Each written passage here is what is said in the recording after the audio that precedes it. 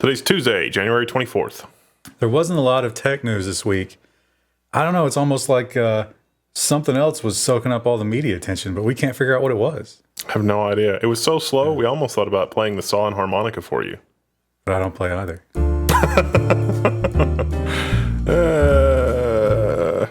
Could be worse. Could be worse. Hey, we've got a store. We'll take just a moment to plug the store. We've got t-shirts, mouse pads, the whole 9 yards. A whole bunch of different styles, hoodies. You can get a 3-pack, coffee mugs. Although you can use these for any beverage. They're nice. They're 15 ounces, so they're larger than you might expect. A lot of cool stuff. Thank you to our Patreon supporters making all of this possible. It's really great. Do we have a follow-up from last week? Oh, we did. It was Giuliani and Trump. Giuliani's Trump's cybersecurity thing, and so we're interested in that because it's the technology. Now, Rudy Giuliani used to be the mayor of New York, or at least he's most famous, I think, for being the mayor of New York, but apparently he's a cybersecurity expert. He's going to give Kevin Mitnick a run for his money. We talked about how bad his website was and how full of security holes, and it turns out that his password has been hacked, along with several other people from the cybersecurity team on the Team Trump. I don't know about this. This is probably, I mean, somebody out there is baiting rich old white men, and nothing good ever comes of that, because they'll very quickly adopt a scorched earth policy and, make anything faster than an abacus illegal, I guess, or something like that. Yeah, the scary thing about Giuliani is he always approached everything with that idea of just crush it with the law. And he's never going to be able to compete in the realm of technology. I mean, clearly. He doesn't know anything about it, and the people he's surrounding himself probably don't either. So he's going to fight back with what he does know, which is over legislation, and that's going to be bad for everybody. Yeah. It's like, I recommend we make all this knowledge and information illegal. Literally, the easiest thing to trade upon is knowledge, and it's like, this knowledge is forbidden. It's like, I don't think that's going to work out for you. But it will, in the short term, it'll kind of work out in terms of the voting base that they have probably understands it about the same level. They'll be like, it's about time. These damn computers, I've always hated them. Please don't let that happen. That would be bad. I don't know how. I think it's happened. Well, London is, not wanting to be left out of the news, is apparently going to monitor students' email under pressure from the government for anti-terror. They're not going to do it. They're doing it. They've been doing it for a while. King's College in London. Wow, that's surprising. Yeah. So, but it's not really secret spying, because in the terms and conditions and apparently in the fine print on the login page, they basically tell you, we're going to read these emails. But yeah, they are reading everyone's emails, searching for signs of radicalization. Radicalization in email. So, it's always the terrorists. That's the excuse. Now, if you attend this college, I would encourage you to start using what keywords you might think. Like, I'm going to declare a fatwa on these potato chips, or crisps. I'm sorry, crisps for the filthy euros. But just try to bake those in. Just use those kinds of phrases with normal everyday things and screw up that algorithm.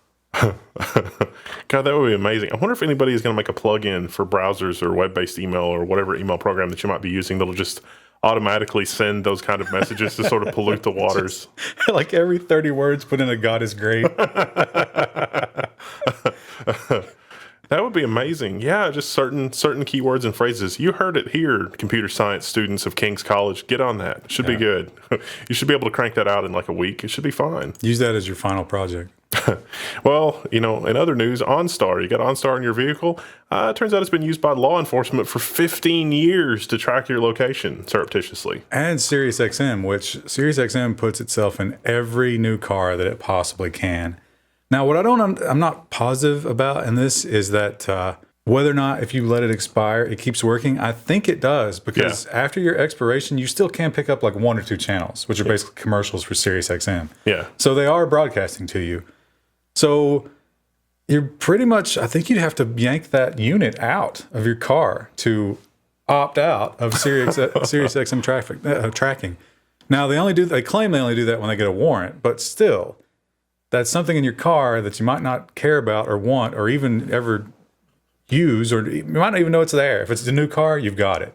Well, I mean, the nuance here, though, is if they track you all the time and then get a warrant to retroactively track your location, I think that's an entirely different can of worms than getting a warrant and then tracking your location from then on. Well, the data is there. Whether or not these companies let them have it, just the awareness that they have the data of where you've been. Clearly, this won't be abused. It's really crazy because I always like to bring this up. If you remember video rental stores where you would go into a video rental store and rent videos, and I'm not talking about DVDs, I'm talking about tapes. Yes, tapes. Your VHS rental records are more protected in law, at least in America, than your location data. And you know why? It's because a reporter dug up the porn viewing habits, the porn rental habits of Congress critters in DC. So what you're telling me is that a reporter needs to dig up the location data of Congress critters, and then all of a sudden this data will be protected as well. But I don't think these companies are going to play ball with a reporter. You got to flash a badge to get some attention there. Maybe slip them some money. Yeah, that's like you got to find the right sysadmin and do that kind of thing. Well, in other news, Symantec is issuing bogus SSL certificates again. Yeah, they already got busted for this once. That's interesting because, they had like 6 that were super, like, we didn't check anything. And most of them had test in the name of it. So it probably wasn't even malicious.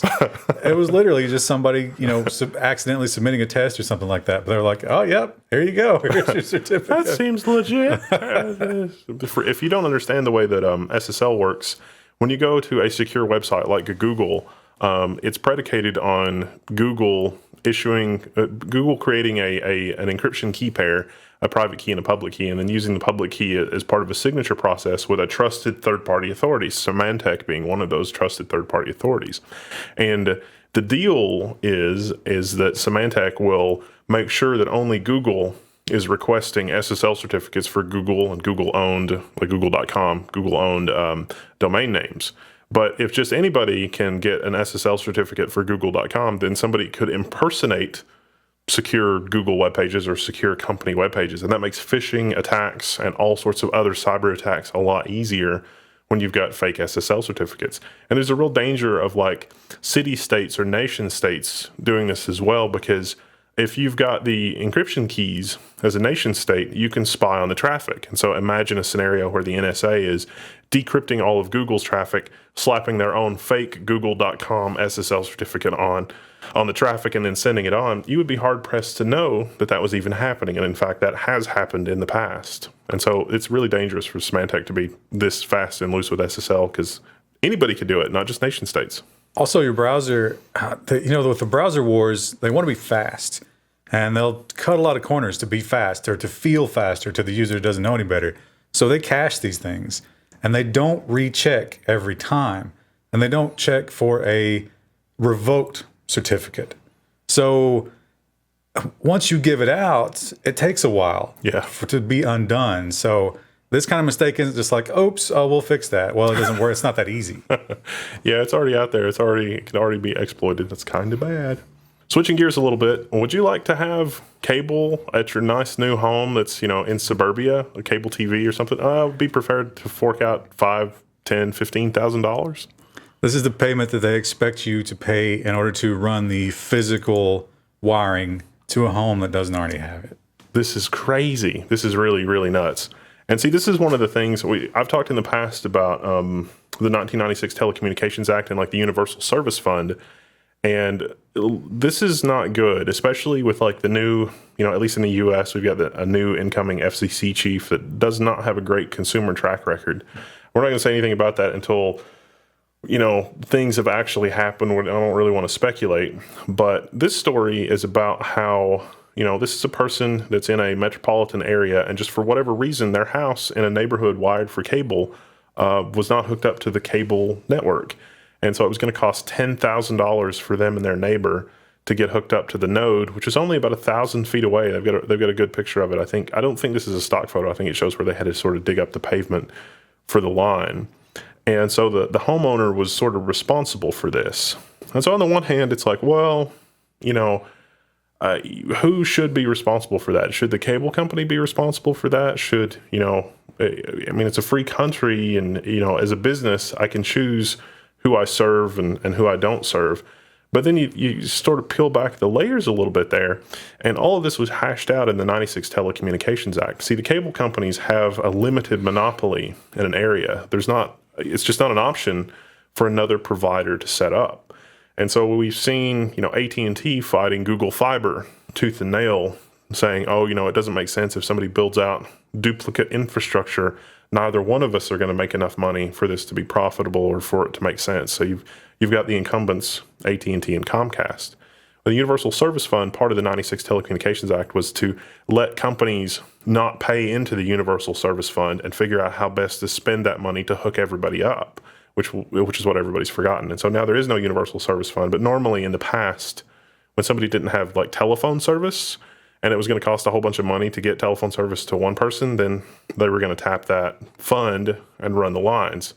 Because obviously, if you've got an apartment building with 200 people living there, you don't have to run $10,000 times 200 people, connection there. There are going to be some people that have to pay more and some people that pay less. And obviously, if you live in a rural area, it's going to cost more. But, we had this problem in the 60s with the telephone system, and it's like, how do we build out the telephone system as a nation? And so this is really annoying because it's like collective idiocy. Like, we've forgotten what happened just 50, 60 years ago, and are asking homeowners to shoulder this kind of burden. This is not, if you're going to give a company a limited monopoly in an area, it's their responsibility to service the customers, is my opinion on it. Yeah, they make the argument that the burdensome, that they've already built the infrastructure, and that's why new services that would use it should not be allowed to compete with them. But that completely flies in the face of this argument, which is it's not our business to build the infrastructure. So, It's like, okay, so there's a real quick fix for this, and that is anywhere that there's a city that has a cable company that's playing these kind of shenanigans, as citizenry, we should say, all right, anywhere in this municipal region or wherever they're granted a monopoly and they're not servicing the customers, a competing company can form and compete. You can roll out as much as you want. You lose your limited monopoly rights in that area, the whole area, not just the people that you're not serving, the entire area. I would take that a step further and say the fix is a free market. There ain't no monopoly. Well, the argument against a free monopoly is, if it was a completely free market, there would be redundant infrastructure. And in the 96 Telecommunications Act, the solution there was to separate the infrastructure from the services on it. And so that would be a good free market solution if we take that step. But we tried that, and companies agreed with that initially and then fought it tooth and nail. So I don't know. But it would be nice if we decoupled the infrastructure from the service providers. Then we would have real competition again. And that would be better for AT&T anyway, because AT&T's basically let their infrastructure go to the point that it's basically worthless. You're going to have to replace all that copper with fiber, and the copper's just going to rot away. The copper has rotted away. So, I don't know. It's just, we like these kind of stories because it's always a mess. Raspberry Pi. Raspberry Pi is a single board embedded computer. Well, ASUS has got a Raspberry Pi competitor. What? It doesn't even make any sense. It's $68 instead of $35, so it's quite a bit more expensive. However, it's also quite a bit faster. So hopefully I can get my hands on one of these. This is kind of exciting. What it doesn't have is years and years of libraries and parts, and stuff. So it's going to take time to see if anybody actually cares enough to support it and build on it. I mean, the Raspberry Pi, really the success of it was the community and the open source, and everybody took to it. And there's all these amazing libraries and stuff. You can do whatever you want with it, and it's already been done in almost every scenario. Yeah. So this doesn't have that. If ASUS goes above and beyond the call of duty to make sure that, all of the sketches and example programs and things like that would work on a Raspberry Pi work on their device, and then some, then they'll probably be onto something. But, I want to reserve judgment until I get my hands on one and play with it. It is really exciting to see more and more companies building Raspberry Pi type devices for tinkerers and makers and DIY people. And it's not, even ASUS this time around in the previous generation are supporting, 3D printable components for their motherboards. So it's kind of neat. It's kind of interesting. Something to keep an eye on. So the rise of the robots, 2017 is the year of the robot. We had several AI stories this week. One of this, which was the crash testing from the Tesla Autopilot system. They have been cleared of any wrongdoing.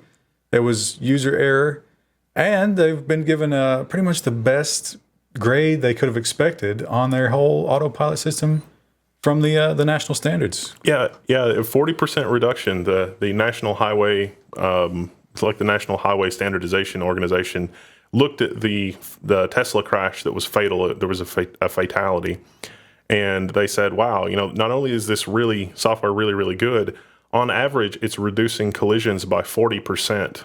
And Musk was sort of gone on record and saying, "It's like, oh, we can do better than that with more and improved software. So please don't shut us down."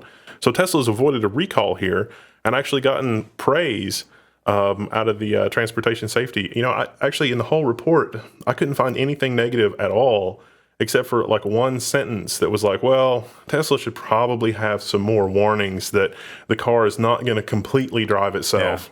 But And that was pretty much the finding, I think, was the guy who died was really paying zero attention to what was going on around him. I mean, he was totally trusting that Autopilot system. That was the problem. Oops. But everybody, every time we talk about one of these stories, we get a couple of comments like, I'm never going to stop driving my own car. It's never going to happen. It is going to happen. And this is a big step toward you are not going to be able to drive your own car unless you are super rich or politically connected, probably. And it's happening very rapidly. Well, the ink wasn't even dry on that report from the Transportation Safety Board when Tesla started rolling out new updates to the Autopilot system, almost like they were waiting to be cleared of any kind of wrongdoing. And so there's a new Autopilot upgrade that's going to be even more autonomous. So this is exciting. And it's kind of an ideal situation for them because they have now, like all these other autonomous car companies, they're trying to get like, can we test here? Can we do the red tape? Tesla's got a fleet of data out there already testing this thing. Yeah. And they can just run out these cumulative updates. Hopefully they're not like Windows updates. Yeah. Because that would be a lot. We've got a t-shirt for that. There'd be a lot of dead people. I'm freezing to death. I need to use the heater. Well, just wait. There's going to be another 15 Don't turn off your car. Stand by. But yeah, they've got constant data. They've got testers who are actually already paid testing. And, this kind of ties in with the OnStar thing, though, because, Tesla's network is super connected. If Musk wanted to turn evil, he could push out a firmware tomorrow that would brick the entire fleet of Teslas, literally brick every Tesla that's out there because they're all connected. And the tracking implications are not even implications. They know where you are. Yeah. Because not only do they know where you are, but they've got 1 million data points coming back from the telemetry of that car. Traffic accident liability is going to become a matter of just look at the data. Yeah. Now, the scary part about that is how that could be corrupted by somebody who has access to the data or has enough power to get incorrect data to be reported. Yeah, that's going to happen. Well, it may not necessarily happen from powerful people to do something wrong. I mean, there could be a whole new generation of hackers who come up with little programs and things that feed all of the things gathering data false information so as to make themselves invisible or blame somebody else. Now, I definitely could see a new type of product. Of course, we've already got the car telemetry, Bluetooth adapters and stuff like that. But for the Tesla, almost like you're going to need a dash cam to prove things, you're going to need to be logging your own data. So you're going to need to have like, a little SSD drive somewhere in the car on Bluetooth that's just constantly logging all the telemetry from your car. Guaranteed to be secure. Right. The Libra boot of car telemetry, if you will. And some sort of shell that is crash proof, like a black box. Oh, Lord. It's just, AI is coming, and robots in the general sense, not robots as in the anthropomorphic, bipedal things that walk around, are coming for everything. And we are, the innovation is accelerating rapidly. And so this is kind of a generic article on 6 areas of AI and machine learning to watch closely. This comes from a venture capitalist, so it's a unique point of view. From his point of view, you can definitely tell that his work has been in a background of like sponsoring it and being sort of plugged into the science. And so it's not really an academic background. It's more on the venture capital side. And so that's why I sort of thought this article was interesting. We're not going to go too much into it, into the specifics. This is more just further reading. If you're interested in that, the links and the timestamps and stuff should be in the description. But it's kind of a lead-in for our next story, which is, could a neuroscientist understand a microprocessor? And there's actually a whole set of stories on this because they looked at Donkey Kong among, the ancient like arcade system, Donkey Kong. They looked at that and said, can neuroscience describe what's happening in Donkey Kong? So this is a little bit like, can computer science explain what's happening inside the brain of a seahorse or something like that, I guess, is sort of the analog that they're going for. And the results were kind of hilarious. Yeah, the answer is no. Emphatically, they couldn't even get close to telling what was going on in Donkey Kong, what's the size of that ROM?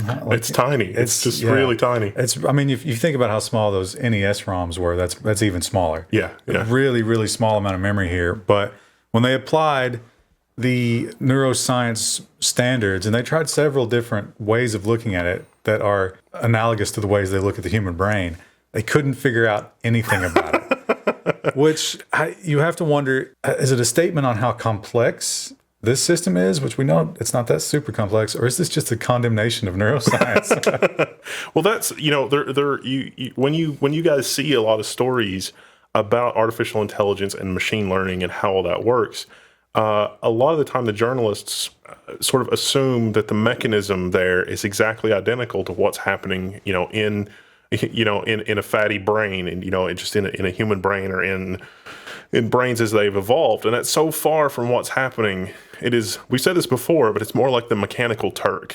And the Mechanical Turk was like a chess playing automaton from a long time ago. But this software that we're developing, that computer scientists are developing, that Google is developing, really is fundamentally different. And even if it looks like it's intelligent, and even if it looks like something amazing is going to happen, consciousness is just not going to fall out of this. There's just no way that consciousness is going to fall out of this. At least consciousness as a result of it being a duplicate or analog to the mechanism of a biological brain. And so, for example, from the Donkey Kong study, the neurologists were looking at it, and they were like, this is critically important. This one particular region of memory is critically important to the normal operation of the game. And it actually had nothing to do with the operation of the game. It was part of the boot up sequence. And so, is it critically important? Well, yeah, kinda. But is it critically important to the normal operation of the game? No. Once the game is booted up, that part of the memory is not even used anymore. So if the game is running and you modify that region of memory, it was fine. But if you modify that region and you have to reboot the thing, it's not gonna reboot. It's gonna get stuck. It's never gonna come back to life again. And so, is that like somebody entering a coma? No, somebody in the audience just cringed. But this is sort of the level of understanding of what's happening in the brain that we have. All we can do is look at the inputs and look at the outputs. The AI that does things like play Mario Brothers, it has no concept of that it's playing a game, and that the stuff that it learns in the easier levels will translate to the harder levels. It just doesn't work the same way. It is a fundamentally different science.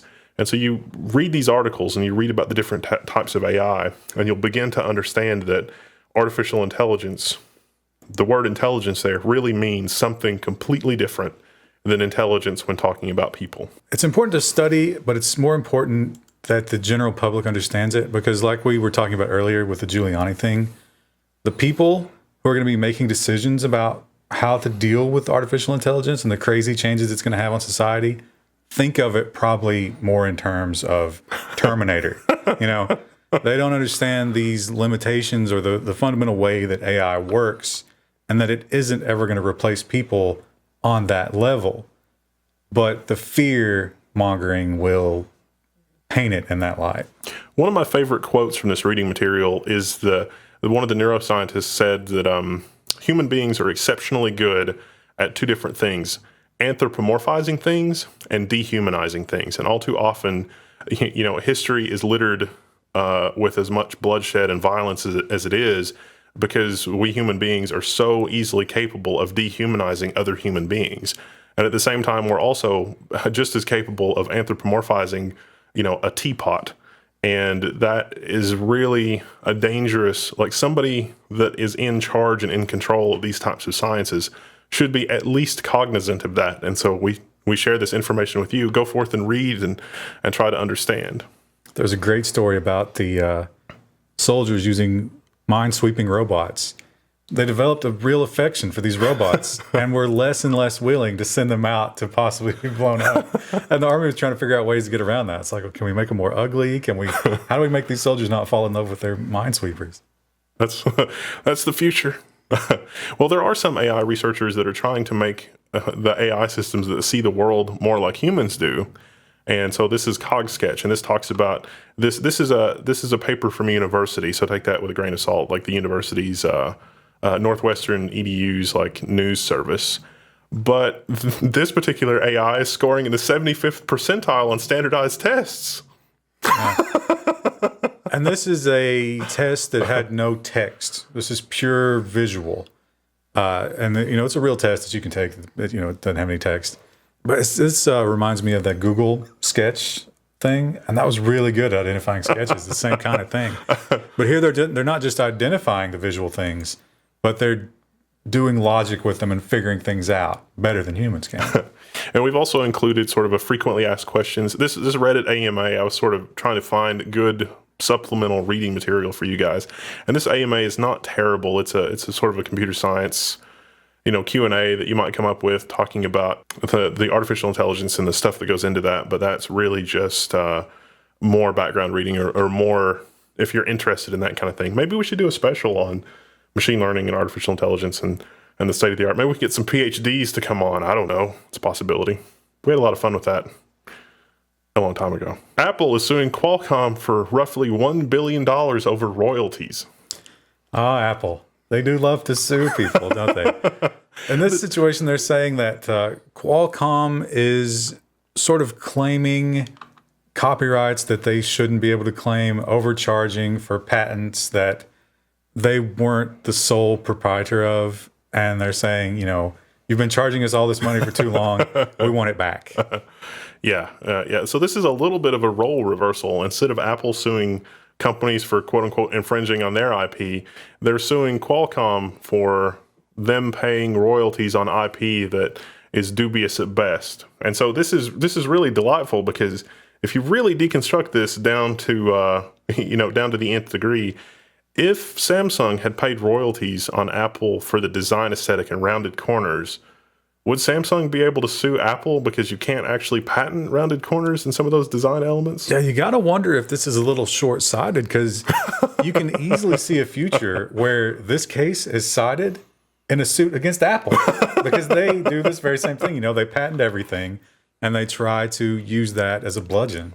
There's actually a lot going on with this story because the FTC here in the U.S. is also investigating Qualcomm. There was some stuff going on in Korea with this. So there's really a lot more to this story than meets the eye. Apple is paying more in royalties than other companies that are licensing similar sort of, the technology is really like a type of standards technology. They're saying, well, okay, yeah, we owe royalties on these patented technologies, but this is the industry standard at this point. We should not have royalties this egregious, and Apple is paying more royalties than other people. So this is going to be an ongoing story, I think, that we're going to follow. It's going to be interesting to see how this shakes out. But the delightful irony. Yeah, it will be funny if the ultimate case for the patent system being broken and needing to be more open, if that was spearheaded by an Apple lawsuit, that would just be such delicious irony. I'm sure somebody would get fired for that. So why did we open this? Why did we open Pandora's box? Yeah, I don't understand. Yeah. So the reality is, looking at like IBM and Microsoft have been in battles like this before in the past that I can kind of recall. And really, Microsoft and IBM treated their patent portfolios almost like weapons of mass destruction. They've got mutually assured destruction if either one of them gets into litigation with the other one. And so there were these just really broad patent cross-licensing deals between Microsoft and IBM, sort of the juggernauts of the industry, for technology and that kind of thing. And I almost think that maybe it's a little bit like that with like Qualcomm and Samsung. Now, Apple's patent portfolio around the technology is just not as extensive. as a company like Qualcomm. So I think that they might be picking a fight with an 800-pound gorilla, but we may be wrong about that. We'll see. Yeah, doing so at a time when more and more competitors could take their spot to pick up those orders. It's like, well, all of a sudden, maybe we don't need you as much. Yeah, I mean, Apple's technology on the hardware side is basically obsolete. So, I mean, even their new stuff is basically obsolete before it's even out the gate. So I don't know. It's really, we'll see. The Nintendo Mini NES. There's an Easter egg for hackers. Yeah, if you try to, of course, shortly after this thing came out, people figured out how to add their own ROMs because this literally is just a little emulator. I mean, they took this thing that they've been suing people over for years and they said, we can package that and sell it. And Nintendo. So they left a little Easter egg for anybody who gets into that portion of it and tries to do their own ROMs.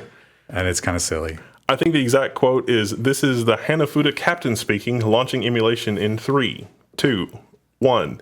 Many efforts, tears, and countless hours have been put into this jewel, so please keep this place tidied up and don't break anything. Cheers, the Hanafuda captain." Yeah, countless hours of the Nesticle team, which is the emulator, if you don't know that. It's funny. It's hard to feel bad for Nintendo here because they have this huge backlog of games and they really, really stick it to you. And the thing about it is, some people have bought these games probably 5 times at this point. They had the Wii emulator, and then they had, I think, the Game Boy Advance. They had the 3DS. Did that do? Yeah, 3DS. Yeah. The Wii U, I think, had a different online store, and now this new thing. Did you see the monthly subscription plan? You get they've got like their Xbox Gold type thing. You get 1 game per month. But at the end of the month, you don't have it anymore. A classic ROM game, So it is, they're really, really sticking it to their customers. So it's hard to feel bad for them. People steal their stuff. Nintendo, why you got to do this? Why? Money? There's so much money. They're the Disney of ROM games, I guess, or video game history, whatever. I don't know. So we talked about the robots, and the robots are coming. But a Harvard team has gone the other direction. They're building an exoskeleton. But it's not like the alien loader big exoskeleton. This is a soft, sort of, non-intrusive wearable exoskeleton that doesn't look like a robot. The press photo here really conjured pictures. I don't remember what novel it was from, but it was the way that the scene was described was really poignant. It was like the exoskeletons got to the point where they were so automated that, if a human being happened to die while they were on the workforce, the exoskeleton would just keep on working. And it was just like, so you would go in a factory and there would just be like a corpse and an exoskeleton, and the exoskeleton was just doing whatever was needed. And there was just a corpse sort of being ground up inside the exoskeleton. Now, this one is pretty subtle in the way that it works. It's not doing anything for you necessarily. It's just supporting. It's sort of measuring where your joints are doing the most work and supporting them with a system of pulleys in this new age fabric.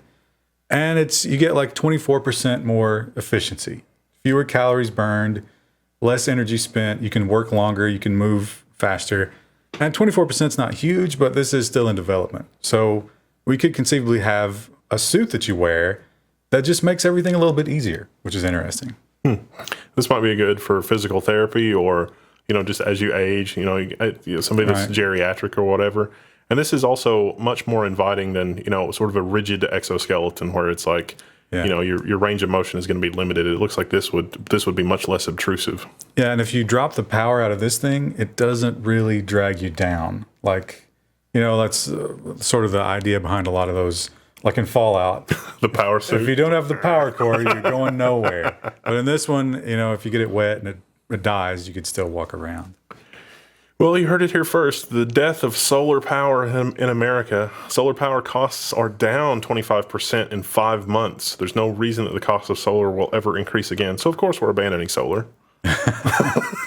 This is interesting in terms of it goes both ways because it's like, oh, solar's getting cheap. Maybe I should get into solar. But at the same time, it's never going to be this price again. It's only going to go down. Why don't I wait till it's really cheap to get in on that? it's just so easy to make photovoltaic cells, and the efficiency's never been higher. I mean, you can basically print them at this point. So there's this nice graph of the price, and then so it's spiked, and it's like, okay, now it's just sort of going down. And this spike is largely because it finally crossed the threshold and stayed there of alternative forms of electricity. Solar's gotten so cheap that a lot of regional power plants are looking at supplementing their delivery systems, natural gas, coal, whatever, with solar, which is exciting. Yeah, there's going to be a threshold of price, and once it gets below that, there's no reason other than just not having the materials enough on the earth to blanket everything in solar. Yeah. So I could definitely see a future where literally every empty piece of roof, car, building, whatever, is going to be covered with solar. Doesn't make sense not to. Now, one problem that still faces solar is energy storage during times of surplus. Like the sun's out and it's shining and you got extra, abundant electricity. What do you store it in? I mean, is it going to be batteries from Musk's, super factory, gigafactory, whatever? Or is it going to be something else? Well, it might be in molten silicon. Now, we know from the environmental studies on the Tesla batteries, it is not realistic for everybody in the world to have a Tesla car. There's just simply not enough of the raw materials, and there never will be. No. If we dug up every inch of the earth, there's not going to be enough. But silicon, literally everywhere. Yeah. So this might be a good long-term energy storage medium. It's very energy dense molten silicon. And so the solar cells could keep the silicon molten or heat up more silicon so that it is molten. And then when we need energy back out of that, the molten silicon could be used for anything from, advanced whatevers or just boil water, because it turns out boiling water is still a really efficient way to generate electricity. Now they're using something called, thermovoltaic cells? Yeah, thermovoltaic cells. Which is a somewhat new thing where you are taking heat and turning it directly into electricity, which is a cool thing. I have my doubts about that part of the technology, but as a backup, if nothing else, the heat will work for steam. But it is really exciting for them to be able to take the heat and convert it directly to electricity. As we entered into this brave new world of renewable energies, another thing that we might be able to get rid of, animals. We have lab-grown meat. Now, this is not new, but previous lab-grown meat was found to be pretty disgusting. Yeah. Yeah. And so now they've done they made a meatball. This was beef. And this, the process is they extract cells from a cow and they grow them in the lab. They made this meatball and it actually was a good tasting meatball. Now, this is different from the earlier generations where they just straight up grew muscle tissue. This actually has fatty components and other chemical components, other chemical stuff that you would find in normal muscle tissue. So not just cells of muscle type, but you also get, the little fibrous networks inside muscle and fatty, whatever. And so it turned into a good tasting meatball, supposedly. They've dubbed this clean meat. That's a hell of a marketing name. So I want to hear from the vegans and the vegetarians in the audience. Would you eat this kind of meat?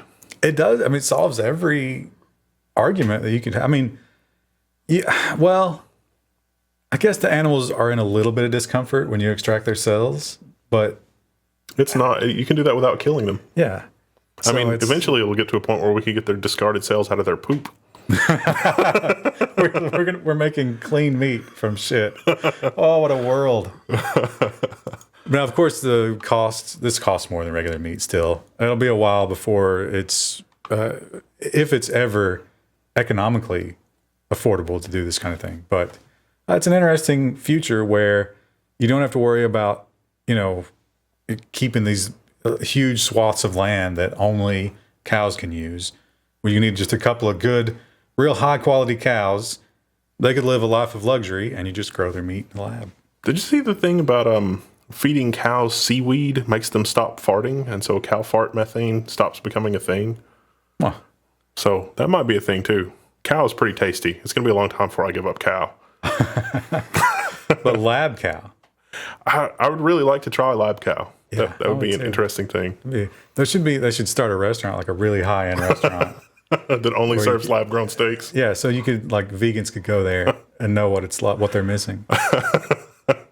Well, in other news, CBS and Paramount have settled their lawsuit over the Star Trek fan film Axanar. So this is really exciting news. I like the artwork here too. Yeah, it's interesting the minutia that came under argument here. It was literally like the shape of the ears, which they have patents on the shape of the ears. That's hilarious. That was a good idea, whoever did it. And, just little things about the Star Trek universe, which they own, which they will not let somebody else use. Wow. Not even license. I mean, they offered to license it, just not for an exorbitant amount of money, but then they would be associated with the project.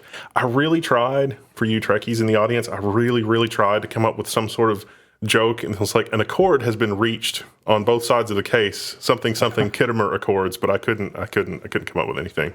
But the good news is, well, I guess it's good news. This is still... It's on. They're going to do it. They're going to do it. It's just not, there's going to be enough difference that you're going to be like, wait a minute, this isn't Star Trek. And that's what they want.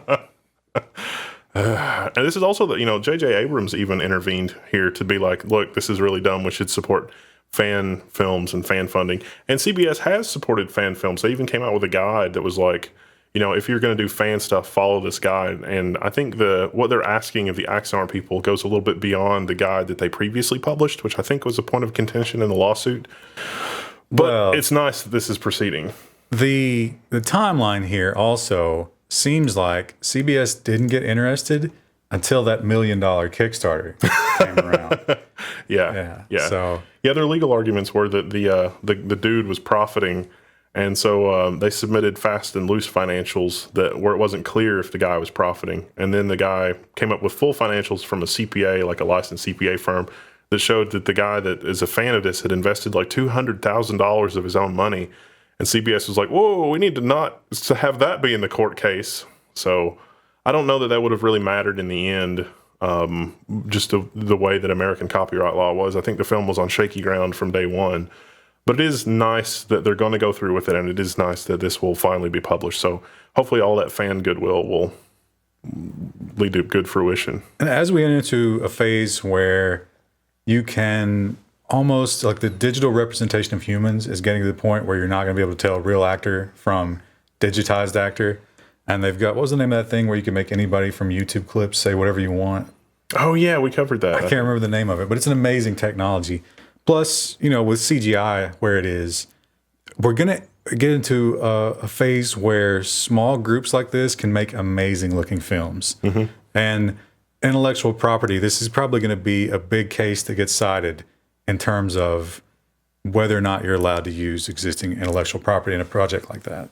Well, it would have been, except that now it's not going to go to trial. So, Yeah, well, but they'll say, yeah, look what CBS did.